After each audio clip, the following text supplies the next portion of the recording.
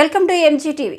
ఏలూరు జిల్లా ఉమ్మడి పశ్చిమ గోదావరి జిల్లా నర్సాపురం పార్లమెంట్ అభ్యర్థిగా వైఎస్ఆర్సీపీ నర్సాపురం ఎంపీ అభ్యర్థిగా పోటీ చేయుచున్న గూడూరి ఉమాబాల బీసీ సదస్సులో పాల్గొన్నారు. గూడూరి ఉమాబాల మాట్లాడుతూ పార్టీలకు అతీతంగా బీసీలను గుర్తించి ఎక్కువ సీట్లు కేటాయించిన ధన్యవాదాలు తెలిపారు.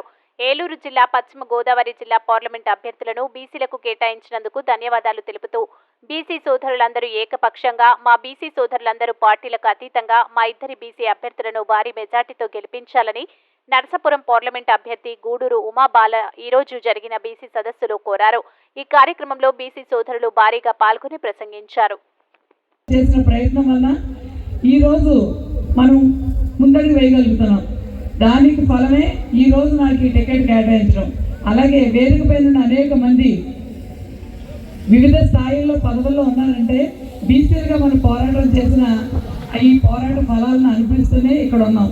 మరి ఈ రోజుల్లో ఏ పార్టీ అయినా కావచ్చు, బీసీల యొక్క ప్రాముఖ్యతను గుర్తించి ఏ పార్టీ ఎక్కడ ఏ బీసీకి ఇచ్చినా కూడా గతంలో ఒక ఉన్నత వర్గానికి ఆర్థికంగా బలమైన వారే ఎంపీ కానీ ఎమ్మెల్యే కానీ అవ్వగలరన్న నిర్ణయాన్ని మార్చి ఒక నాయకుడు బీసీకి అవకాశం ఇచ్చినప్పుడు బీసీలందరూ కూడా ఒకే మాట మీద ఉండి నాకు చెప్పలేదు, మమ్మల్ని అడగలేదు, ఇలాంటి మాటలు కాకుండా ఇది ఎందుకు చెప్తున్నానంటే పార్టీలో ఒక క్రమశిక్షణ ఉంటుంది.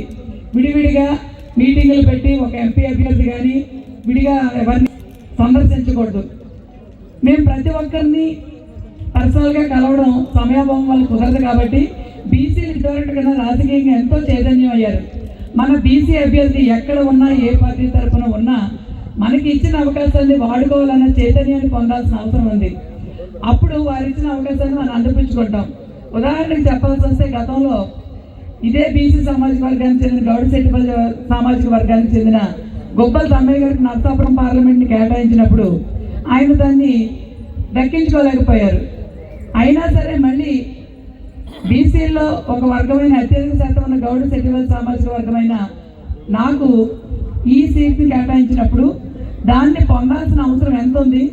ఇంకొకసారి మళ్ళీ మనం దీన్ని నష్టపోతే పార్టీలు మన వైపు ఆలోచించాలన్న విషయాన్ని మీరు అందరూ గమనించి ఎక్కడ ఏ అభ్యర్థి ఉన్నా.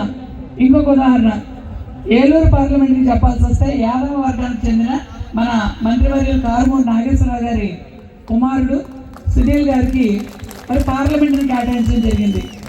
గతంలో ఇలా చేయడానికి ఏ పార్టీలు కానీ ఏ నాయకులు కానీ ధైర్యం చేసేవారు కాదు.